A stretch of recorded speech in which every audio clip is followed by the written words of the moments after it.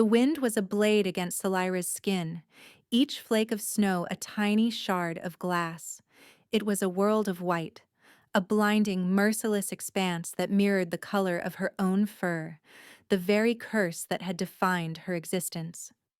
Her wolf form, a ghostly anomaly in a pack of grays and browns, had once been a source of whispered shame.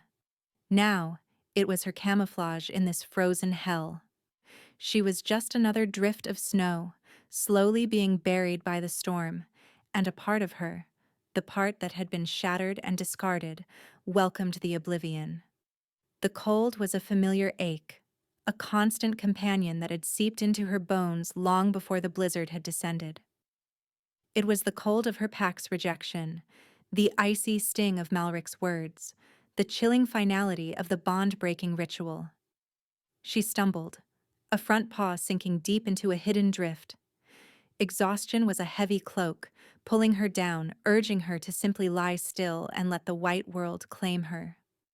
Why not? What was left to fight for? The memory of the ceremony played behind her eyes, a relentless torment. She had stood on the ceremonial rock, her white fur stark against the gray stone, her silver eyes wide with disbelief and a desperate, pleading hope. Malric, her fated mate, the one the moon goddess had supposedly chosen for her, had stood before her.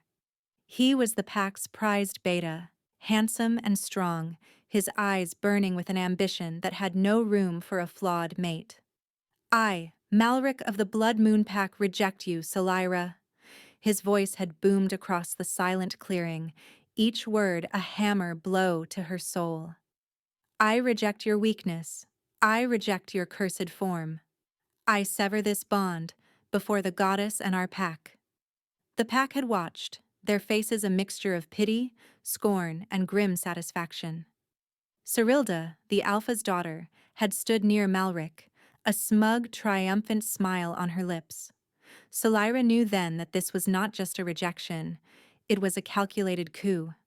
Malric wanted power, and a pale, weak Omega was not the path to it.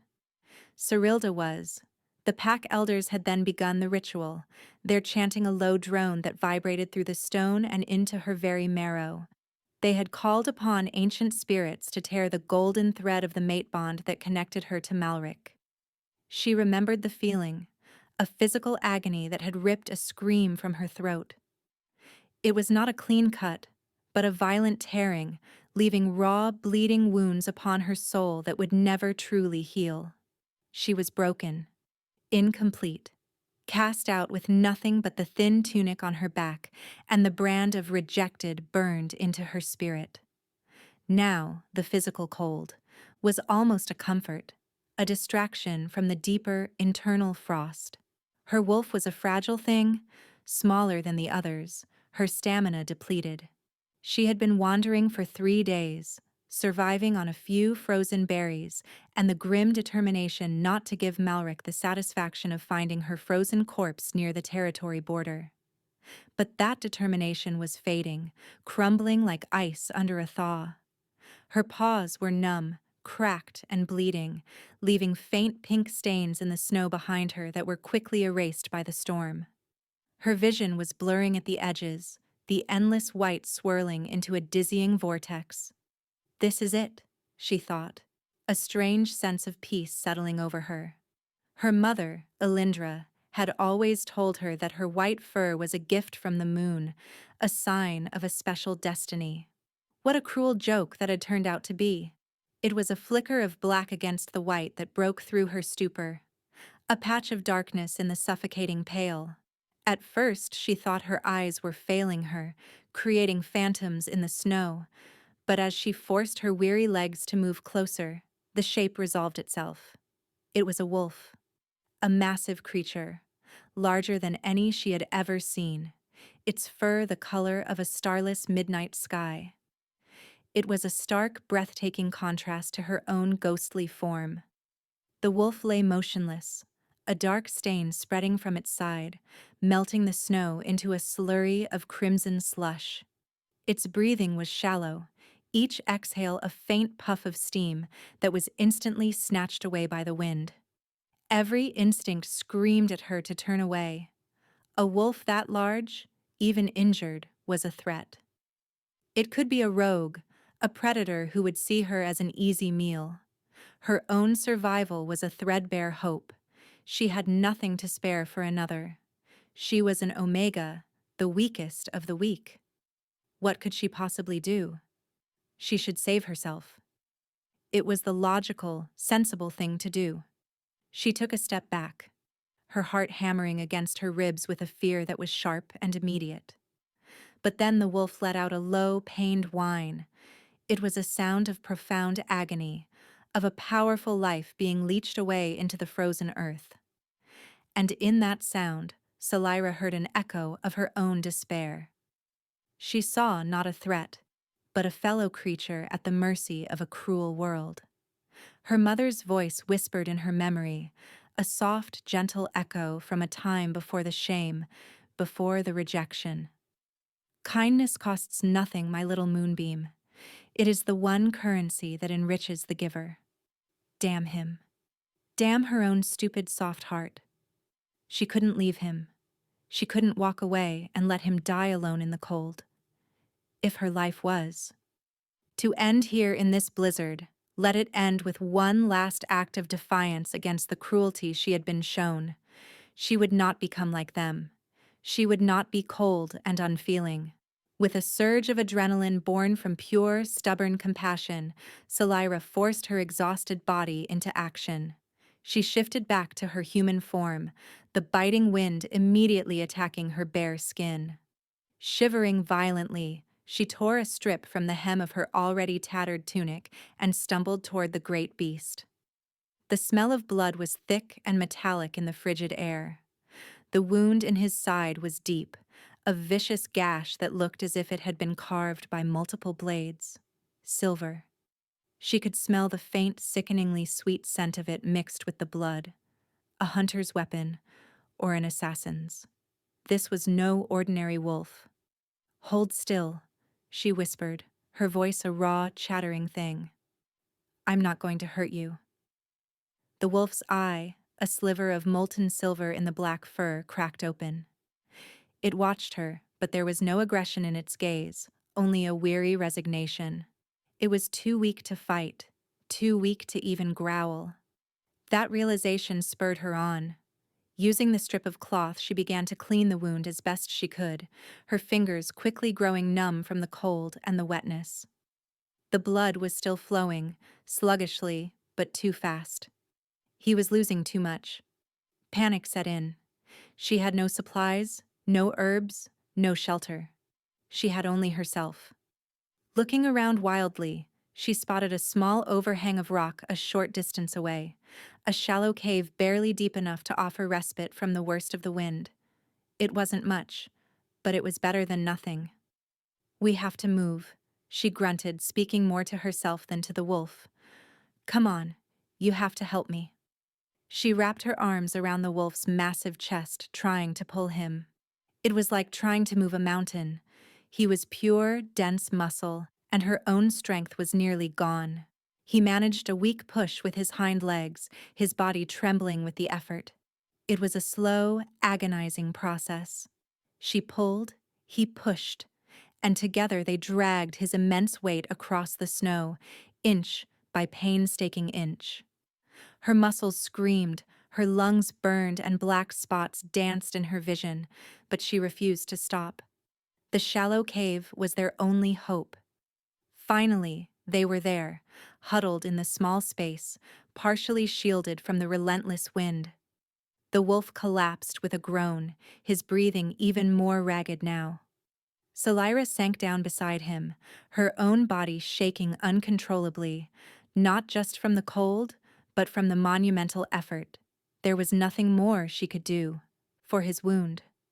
All she could offer now was warmth. She shifted back to her wolf form. Her small white body was a stark contrast to his enormous black one. Curling herself as tightly as she could against his back, she pressed her body against the uninjured side, hoping to share what little body heat she had left. The storm raged outside their meager shelter, a symphony of howling wind and driving snow. As the hours passed and darkness fell, the temperature plummeted even further. Salira felt her own life force ebbing away, the cold, a creeping numbness that started in her paws and slowly worked its way inward. In the strange liminal space between consciousness and oblivion, she found herself talking to him, her thoughts a soft whisper in the shared space of their minds, a privilege usually reserved for pack or mates. But he was unconscious, and she was so terribly lonely. They called me a curse, she thought, her mind projecting the words toward the silent wolf. My fur, they said it was a sign of weakness and impurity. My own fated mate looked at me with disgust. He broke our bond. Did you know a bond could be broken? It feels like being torn in half, like a part of your soul is just gone. And you're left with this hollow space inside that aches with everything you've lost. She pressed closer, the fur on his massive form surprisingly soft. I don't even know why I'm helping you. I have nothing. I am nothing. Just a rejected Omega, dying in a storm. But you looked so alone, and I know what it feels like to be alone. Tears she didn't know she had left to cry froze on her white fur. She poured all her pain, all her misery, all her feelings of worthlessness into her silent confession. She told him of her lonely childhood, of the other pups who mocked her, of the adults who ignored her. She told him of the brief, shining moment of hope when she'd met Malric, the devastating crash when he'd cast her aside for power. She gave him all of her story, a final, desperate offering to the only living creature who had not judged her. As the night deepened, she felt a change. A faint warmth began to emanate from the giant wolf, a low, thrumming energy that pushed back against the deadly cold. It was a flicker at first, then a steady pulse of power. It wasn't healing him. Not yet. But it was keeping the absolute worst of the frost at bay. It was as if his life force, his very alpha essence, was fighting back, drawing strength from her proximity, from her confession, from her simple, selfless act of sharing her warmth. She didn't understand it, but she clung to it. Her small body curled against his, a pale moon against a dark mountain. And together, against all odds, they survived the night. The first light of dawn was a pale gray smear against the horizon. The storm had broken, leaving behind a world draped in a thick, pristine blanket of white. Salira stirred, her body stiff and aching, but blessedly, miraculously, alive. The massive wolf beside her was still breathing, his breaths deeper now, more regular. The bleeding from his wound seemed to have slowed, the blood mostly congealed in the frigid air. A sound cut through the pre-dawn stillness, the crunch of paws on snow. Many paws. It was a coordinated, rhythmic sound, the sound of a patrol. Salira's heart leaped into her throat. Fear, cold and sharp, lanced through her. Rogues? Or worse, a search party from her old pack, sent by Malric to ensure she was truly gone. She scrambled to her feet, her small wolf form tense and ready to flee, though she knew she wouldn't get far. She peered out from the rock overhang. A line of wolves was moving through the trees, their forms powerful and disciplined. They wore harnesses of dark leather, embossed with a silver crest she didn't recognize, a snarling wolf's head crowned by 3 stars. These were not rogues. This was a royal guard. Her fear intensified. Powerful, unknown wolves were the last thing she needed. She was trespassing, a lone, packless Omega. They would likely kill her on sight. A tall, stern-looking wolf with graying fur at his muzzle broke from the line and shifted. The man who stood in his place was broad-shouldered and radiated an aura of command. He wore dark, practical furs, and his eyes, sharp and intelligent, scanned the landscape. This had to be their leader. "His Majesty's trail ends here," the man, Gideon, called out to his soldiers. The locator sigil is faint, but it points to this rock formation. Spread out, find him, be ready for anything. The assassins could still be in the area. His Majesty? A king? Solera's blood ran cold. The wolf she had saved was a king? Her mind reeled. She backed further into the shallow cave, trying to make herself invisible, her white fur a blessing once more as it blended with the snow-dusted rock behind her. She had stumbled into something far beyond her comprehension. She was a nobody, an outcast. Getting involved with royalty, even accidentally, was a death sentence. The guards were closing in. One of them spotted the blood trail leading to her shelter. Beta Gideon. Over here. Blood. Gideon was there in an instant, his hand on the hilt of a large sword at his belt. He saw her then, a small white wolf cowering at the back of the cave. His eyes narrowed with suspicion, but his gaze was immediately drawn to the enormous black form lying on the ground. By the goddess! Gideon breathed, his stern expression melting into one of profound shock and relief. He rushed forward, falling to one knee beside the injured wolf. Your Majesty, King Theron!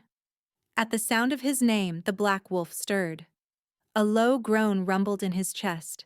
His silver eyes opened, no longer clouded with pain, but sharp and aware.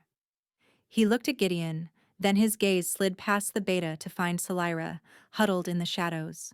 He held her gaze for a long moment, and in that look, she saw an intelligence, a gratitude, and something else. Something deeper that made her soul tremble. With a great effort that made the air around him seem to shimmer, the wolf began to change. His form elongated, bones shifting and reforming with quiet, controlled power.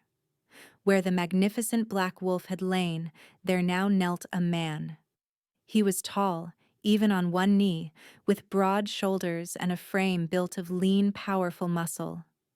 His hair was as black as his wolf's fur, a stark contrast to his skin, which was pale, as if he rarely saw the sun. But it was his eyes that captured her, that stole the very breath from her lungs. They were the same molten silver as his wolf's, ancient and wise, and they were fixed entirely on her. A long, jagged scar ran from his left temple down across his cheek, a mark of past battles that only served to enhance his rugged, commanding presence. This was King Theron, the Shadow Wolf King, ruler of all the northern territories, a figure of legend whispered about in terrified awe. And she had spent the night curled against him, whispering her deepest secrets into his mind. You saved me. His voice was a deep, resonant baritone that vibrated through the small cave. It was not a question, but a statement of fact. Solera could only stare, mute with terror and awe. Gideon and the other guards were now on one knee, their heads bowed. They were waiting, silent and tense. What would he do to her? A packless Omega found with their injured king. They would assume she was one of the assassins. Theron rose slowly to his feet, wincing as he put weight on his injured side. Gideon moved to help him, but the king waved him off with a flick of his hand. He took a step toward Solera, his silver eyes never leaving hers. With each step he took, a strange warmth spread through her chest, a soft, humming sensation that pushed back the deep internal cold she had carried for so long. It was terrifying and wonderful all at once. Then he was standing. Before her, a towering figure of immense power. She felt small, insignificant, a pale moth before a raging fire. She instinctively lowered her head, exposing her neck in a gesture of ultimate submission. It was all she knew how to do. She was an Omega. He was a king. Look at me, he commanded, his voice softer now, but no less powerful. Hesitantly, she lifted her gaze. His silver eyes were searching hers, looking for something. And then, a jolt. It was like lightning striking her soul, a flash of brilliant, searing energy that arced between them. A connection, instantaneous and profound, flared to life. It was 1,000 times more powerful, more real, more elemental than the flimsy thread that had once tied her to Malric. This was a cable of pure starlight, woven by the moon goddess herself. The hollow space inside her, the raw wound left by the bond breaking, was suddenly filled with a warm, golden light. King Theron's expression shifted from gratitude to utter, soul-shaking shock. He took a sharp breath, his eyes widening. "It cannot be," he whispered, more to himself than to her. He reached out, his fingers gently tracing the air just inches from her cheek, as if he were afraid she might vanish. "Mate," he breathed, the word a reverent prayer. "The moon goddess has sent me my mate." Solara flinched back as if he had struck her. The word was a brand, a curse. "No," she whimpered, the single word a capsule of all her fear and pain. "No, you are mistaken." Her denial was automatic, a shield forged in the fires of her rejection. Hope was a dangerous, fragile thing, and she had learned to crush it before it could grow. How could this be? A king? A legendary alpha? Mated to her? A broken, rejected albino omega? The idea was so preposterous it bordered on madness. It was a cruel trick of the goddess, a joke at her expense. "I am not mistaken," Theron said, his voice firm, leaving no room for argument. The bond hummed between them, an undeniable truth. "I have waited centuries for this, for you." But you don't understand," Solara stammered, shifting back into her human form out of sheer distress, forgetting her tattered tunic and the cold. She wrapped her arms around herself, trying to hide. "I am nothing. I am Solara, of the Blood Moon Pack. Or I was. I was rejected. My bond was broken. I am tainted. Unworthy." She pointed to her own pale skin, her white hair that was now matted with snow and dirt. "I am flawed. Cursed." She expected him to recoil, to see the truth of her words and turn away in disgust, just as Malric had. She braced herself for the inevitable blow of this. Second, more devastating rejection. To be rejected by a king after a moment of such impossible hope would surely destroy what little was left of her. But King Theron did not recoil. Instead, a look of profound understanding and a deep, simmering anger settled on his features. The anger was not directed at her, but at the world that had hurt her. "Unworthy?" he repeated, his voice dangerously soft.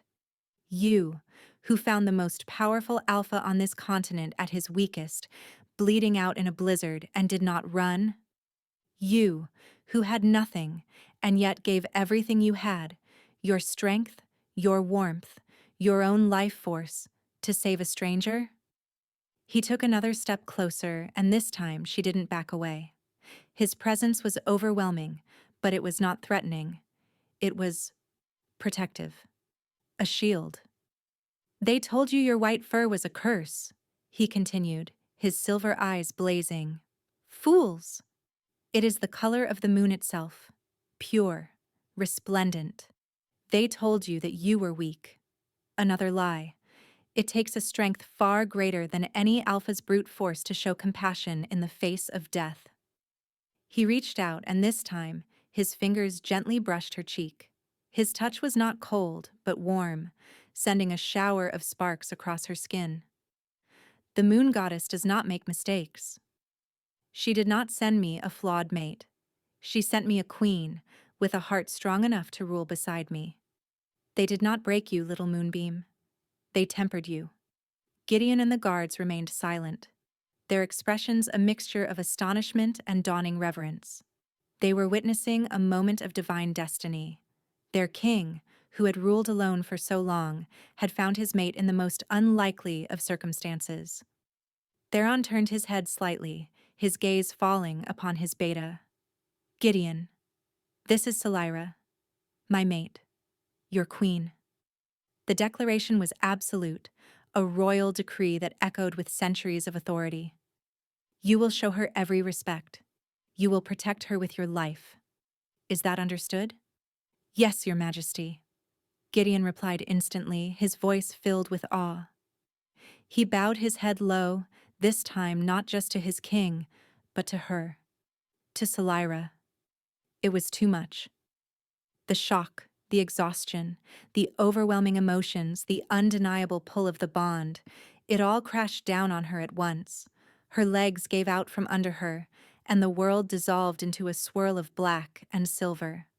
The last thing she felt before consciousness faded completely was the king's strong arms catching her, pulling her securely against his chest, into a circle of warmth and safety she had never known.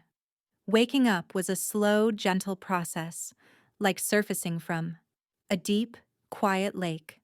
The first thing Selira registered was warmth, a profound, bone-deep warmth that chased away the last vestiges of the blizzard's chill. She was lying on something impossibly soft, nestled under layers of thick, heavy fur blankets. A fire crackled merrily in a large stone hearth nearby, casting a flickering, golden glow across the room. The air smelled of pine wood, beeswax, and something else, something uniquely masculine and comforting that she instinctively knew was him. She opened her eyes. She was in a vast bedchamber, larger than the entire den she had shared with her family. The bed was a massive creation of dark carved wood, and the room was furnished with heavy, imposing pieces that spoke of age and power. A thick tapestry depicting a great black wolf howling at 3 silver stars hung on the stone wall opposite the bed. This was his room, the king's room. Panic fluttered in her chest. She sat up quickly, clutching the fur blanket to her chest. She was wearing a simple, soft chemise of fine linen, clean and white. Someone had tended to her, washed away the grime of the wilderness. Her cracked paws, now human hands and feet, had been treated with a soothing balm. Easy, little one. You are safe here. King Theron's voice came from a large armchair near the fire. He was watching her, his silver eyes soft in the firelight. He held a goblet in one hand but made no move to get up, as if he sensed her fear and wanted to avoid startling her. He had changed into fine, dark trousers and a simple tunic that did little to hide the powerful muscles of his chest and arms. He looked less like a wild king found in a blizzard and more like the ruler he was. Where am I?" she asked, her voice a little more than a whisper. "You are in my fortress, in the heart of the Shadowlands," he answered. "This is my personal wing. No one will bother you here. His fortress." The words sent another shiver through her, this one not from cold. The Shadowlands were a place of legend, a kingdom of warriors ruled by a king who had never been defeated, and she was in his private chambers. The intimacy of it was staggering. I should not be here," she said, her ingrained sense of unworthiness rising to the surface. "I am just an Omega. I will cause you trouble." Theron set his goblet down with a soft click and rose to his feet. He moved with a liquid grace that belied his size. He walked to the bed and sat on the edge, keeping a respectful distance. "The only trouble you have caused is to my heart, which I feared had turned to stone long ago," he said, his voice sincere. "Selira, I know this is overwhelming. I know what was done to you. I felt the echoes of it, the scars on your soul, the moment our bond flared to life." His gaze was so intense, so full of a gentle understanding, that she found it hard to look away. "You felt it?" "I did," he confirmed, "and it filled me with a rage I have not known in a century.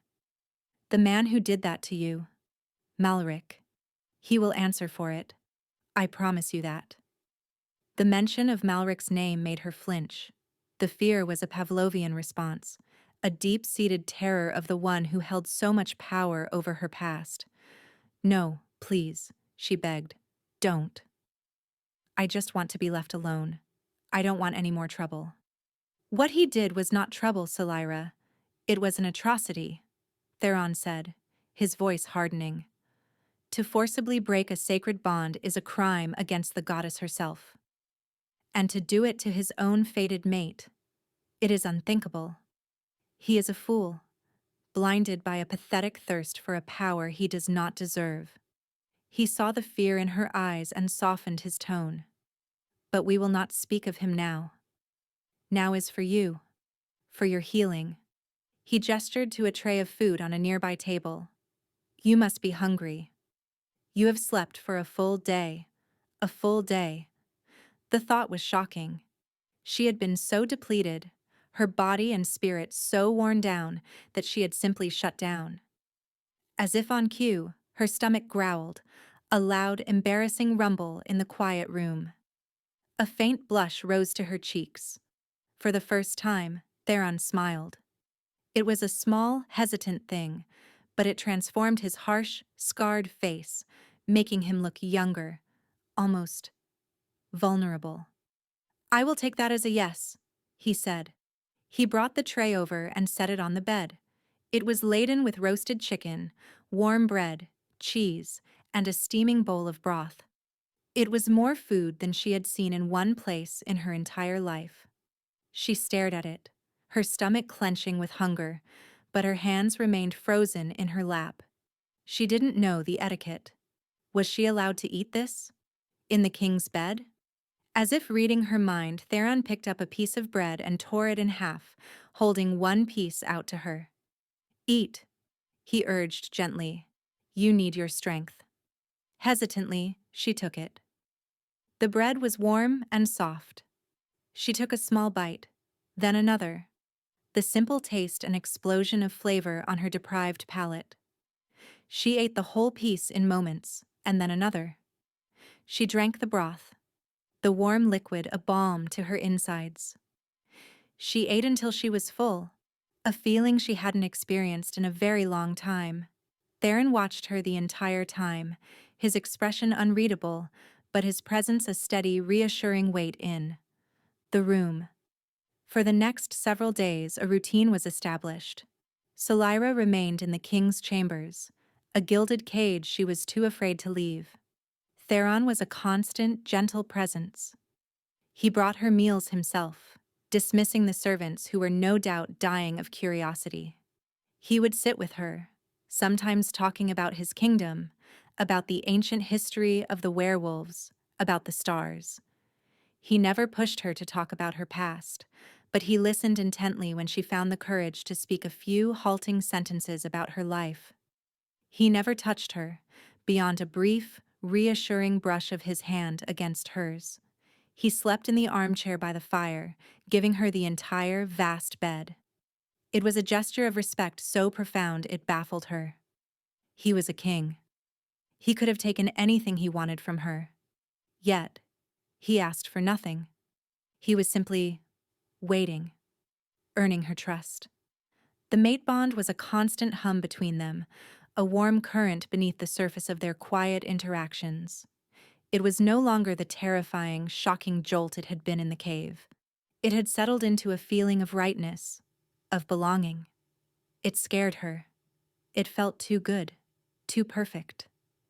She kept waiting for the other shoe to drop, for the kindness to reveal itself as a mask for cruelty, for him to finally see the broken thing she was and cast her aside, just as Malric had. One afternoon, he came to her with a beautiful gown of deep blue velvet. I would like you to join me for the evening meal in the Great Hall, he said, his voice even. There are matters of state that require my presence. Delegations from the southern packs have arrived to pledge their annual fealty, but I do not wish to leave you alone. Panic seized her. The Great Hall? With other people? Nobles and alphas? She shook her head, pulling the furs tighter around her. I can't. They'll all stare at me. Let them stare, Theron said, his voice firm but not unkind. You are my mate. You are their queen. It is a truth they must learn. I will be right beside you. I will not let anyone harm you or say an unkind word. I swear it on my life. She looked into his silver eyes and saw an unwavering promise. He truly believed what he was saying. He believed in her. Could she, just for a moment, try to believe in herself? The thought was terrifying. But the thought of disappointing him, of hiding in this room forever, was somehow worse. With a trembling hand, she reached out and took the gown. Walking into the great hall on King Theron's arm was the single most terrifying experience of Selira's life. The hall was a cavernous space, its high, vaulted ceilings, held up by massive stone pillars carved to look like ancient trees. Torches blazed in iron sconces, casting a warm, dramatic light over hundreds of werewolves. The air was thick with the scent of roasted meat, wine, and the combined, overwhelming scent of dozens of powerful alphas and betas. The moment they entered, a hush fell over the entire assembly. Every single head turned in their direction, hundreds of pairs of eyes fixed on her, on the pale, white-haired girl clinging to their king's arm. Selira felt a primal urge to flee, to shift and run back to the safety of the king's chambers. But Theron's hand was a warm, steady presence on the small of her back, a silent anchor in the overwhelming sea of faces. "Courage, little moonbeam," he murmured, his voice for her ears alone. "You are with me." He led her to the head table, which sat on a raised dais overlooking the rest of the hall. He seated her in the ornate, high-backed chair beside his own throne-like seat. It was the Luna's chair, a seat that had been empty for centuries. The message was clear and undeniable. Whispers broke out across the hall, a low buzz of shock and speculation. Selira kept her eyes down, focusing on the intricate patterns of the wooden table. She could feel their stares like physical blows. She heard snippets of their hushed conversations. An Omega? So pale? Is she ill? Where did he find her? The meal began, but Selira couldn't eat a bite. Her stomach was a tight knot of anxiety. Theron, however, seemed completely unbothered. He ate and drank, conversing with Gideon, who stood nearby, his demeanor radiating a calm authority that dared anyone to question his actions. "The last delegation has arrived, Your Majesty," a herald announced from the base of the dais. "Alpha Malric and his chosen, Lady Cyrilda of the Blood Moon Pack, to pledge their fealty." Selira's blood turned to ice. Malric. Here. Now. It was a nightmare. Her head snapped up, her eyes scanning the crowd until she found him. He was striding through the center of the hall, his head held high, a confident, arrogant smirk on his face. Cyrilda clung to his arm, dressed in a garish red gown, her expression one of utter triumph. They were the perfect power couple, ambitious and cruel. Selira's breath caught in her throat. She tried to shrink down in her chair, to somehow become invisible. Theron felt her sudden terror, his hand instantly finding hers under the table, his grip strong and reassuring. Malric and Cyrilda reached the dais and offered a perfunctory bow. Malric's eyes scanned the head table, his gaze dismissive until it landed on her. His smirk faltered. Confusion, then disbelief, then a dark, possessive anger flashed across his face. He looked from her to the king, and a flicker of understanding and fear dawned in his eyes. But his arrogance quickly overrode it. He couldn't comprehend the reality of what he was seeing. Before he could speak, Cyrilda let out a short, sharp laugh. "Well, well," she said, her voice dripping with venom. "I see the king has taken in stray pets. You should be careful, Your Majesty. That one is broken goods, barely worth the scraps from your table." The hall fell into a deathly silence. The insult was so blatant, so audacious, that no one dared to breathe. Selira felt the blood drain from her face. She wanted the stone floor to open up and swallow her whole. Malric, seeing his chance to reassert his dominance, grabbed Selira's arm, his grip painfully tight. He tried to haul her from her chair. "What is this?" he snarled, his eyes fixed on her. "Have you forgotten your place, Omega? I am your alpha. You belong to me, even if I did discard you. I broke you once. Do I need to teach you your lesson again? That was when the world seemed to stop. The air in the great hall grew heavy, thick with a pressure that made it hard to breathe. It was a power unlike anything Selira had ever felt, an ancient primal authority that crushed the will and buckled the knees. It emanated from the king. King Theron did not move from his chair. He did not raise his voice. He simply looked at Malric, and in his silver eyes was a promise of utter annihilation. Release her. The two words were spoken softly, yet they slammed into Malric like a physical blow. His hand flew open as if burned, releasing Selira's arm. He stumbled back, his face pale with sudden stark terror. He was finally, truly, understanding the catastrophic mistake he had just made. Theron rose slowly from his throne, a predator uncoiling. Every alpha in the room, every warrior instinctively bowed their heads, averting their eyes from the king's incandescent rage. The pressure in the room intensified until it felt like the stone walls themselves might crack. "You dare!" Theron's voice was a low, deadly growl that vibrated in everyone's bones. "You dare to enter my hall and lay your filthy hands on my queen?" Malric and Cyrilda fell to their knees, their arrogance shattered. They were trembling, their faces ashen. Your Majesty," Malric stammered, his voice cracking. I did not know. She is nothing. An albino Omega, a curse on my pack. I rejected her for the good of my people." Theron descended the steps of the dais, each step a thunderclap in the silent hall. He stopped before the groveling pair, towering over them like an executioner. "You speak of curses, you blind, insignificant fool?" The king's voice was laced with contempt. "You held a gift from the goddess in your hands, a treasure beyond price, and you threw it away for this ambitious shrew." He flicked a dismissive glance at Cyrilda, who whimpered and pressed her face to the floor. He turned his gaze back to Malric. "Let me tell you who you rejected. You rejected the woman who found me half dead, gutted by silver and freezing in a blizzard. You rejected the soul brave enough to drag me to shelter when she herself was on the brink of death. You rejected the heart compassionate enough to share her last scraps of warmth to save a life she did not know. You call that weakness? I call it strength. The strength of a true queen."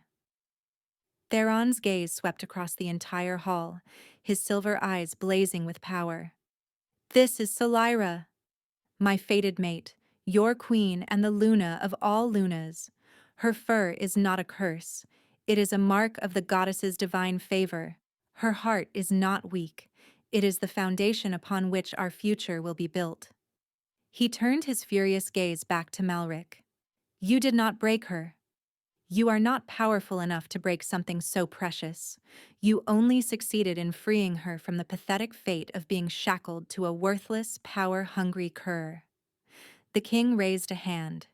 "As of this moment, the Blood Moon Pack is stripped of its name and its lands. You will be known as the Broken Bond Pack, a reminder of your alpha's failure for all time. Your territory is forfeit to the crown. You will spend the rest of your miserable life on your knees, begging for the scraps that your betters see fit to grant you." He looked down at the terrified wolf. "And you, Malric, will bow to your queen." Now, with the full force of his alpha command, he compelled Malric to lift his head and look at Selira, who was now standing beside Theron's throne. Malric's eyes were wide with horror and regret. He saw her now not as the weak Omega he'd cast aside, but as the radiant, powerful figure the king had declared her to be. He lowered his head until his forehead touched the cold stone of the floor. "My queen," he choked out, the words tasting like ash in his mouth. Watching him, the man who had shattered her world, now utterly broken and humiliated at her feet, Selira felt something inside her shift. The fear, the pain, the shame that had been her constant companions for so long, they simply dissolved. They were replaced by a profound, overwhelming sense of release. Tears streamed down her face, but for the first time in her life, they were not tears of sorrow or pain. They were tears of vindication, of relief, of a shattered soul finally, blessedly, being made whole. She was not broken. She was not worthless. She was a queen. Later that night, after the delegations had been dismissed and the great hall had emptied, Salira found Theron standing on a wide balcony overlooking the moonlit mountains. The air was crisp and cold, but she no longer felt its bite. The warmth that now lived inside her was more than enough to keep the chill at bay. She walked to his side, her blue velvet gown rustling softly in the quiet. He turned to her, his expression softening as he saw her. The terrifying rage from the hall was gone, replaced by a gentle concern. "Are you all right?" he asked, his voice low. "I am," she said, and she was surprised by the strength and clarity in her own voice. "Thank you. For what you did. For what you said." "I only spoke the truth," he replied, his silver eyes searching hers. A truth they were too blind to see. She looked out at the vast snow-capped peaks, their tops gleaming under the light of the full moon. Her moon. She felt its pull, its power, as she never had before. She was no longer afraid of it, or of the destiny it had chosen for her. "When Malric rejected me," she began, her voice steady, "I thought my life was over. I believed everything he said about me, that I was weak, cursed, worthless. I let his words become my truth." She turned to face him fully, her heart open and unafraid for the first time. "But you saw something else? You saw me." "I saw a queen," he said simply. A small, genuine smile touched her lips. "The bond," she said, feeling its gentle, insistent thrum between them. "The moon goddess chose this. She chose you for me." She took a deep breath, gathering all her newfound courage. "But that's not why I'm here." She stepped closer, closing the distance between them until she could feel the heat radiating from his body. She reached up and placed her hand on his chest, right over his heart. She could feel its strong, steady beat beneath her palm. "I accept this bond," she declared, her voice ringing with conviction. "Not because the goddess commands it, not because you are a king. I accept it because I choose it. I choose you, Theron." A look of profound relief and a joy so pure it was breathtaking washed over his features. He covered her hand with his own, his thumb stroking her skin. "Salira." He breathed her name, his voice thick with emotion, and then he lowered his head and kissed her. It was not a kiss of possession or command. It was a kiss of reverence, of homecoming. The moment their lips met, the bond between them erupted. It was not a gentle hum anymore, but a cataclysmic supernova of light and power and love. It flooded every broken piece of her, sealing the cracks with molten gold, making her stronger than she had ever been before. It was fire and lightning, starlight and soul fire, a promise and a fulfillment all in one. It was the feeling of finally, after a lifetime of wandering in the cold, coming home. Their mating ceremony was held a week later under the full moon on the highest peak of the Shadowlands. Every alpha and pack leader from every territory was in attendance, not by command, but by choice. They had all heard the story of the lost king and the white Omega who had saved him. They had all witnessed the fall of the arrogant Malric and the rise of their new queen. Solira stood beside Theron, not in a borrowed gown, but in one made for her, of silk the color of moonlight, embroidered with silver thread in the pattern of stars. Her white hair was unbound, flowing down her back like a silver waterfall. She no longer saw her appearance as a flaw. She saw it as Theron did, a mark of divine favor. She was the moon to his night sky, the light to his shadow.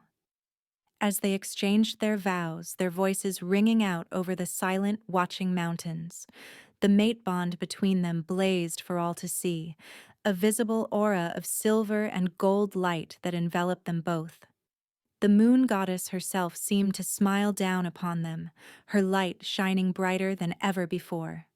Solyra looked at her mate, her king, her Theron, and saw her past, her present, and her future reflected in his loving silver eyes. The path here had been one of unimaginable pain and loneliness. The rejection, the blizzard, the despair, they had been the crucible that had forged her. Her supposed weakness, her compassion, had been the very key that unlocked her destiny. It had led her to him. It had saved his life, and in doing so, it had saved her own. She was no longer Solyra the rejected, the broken, the Omega.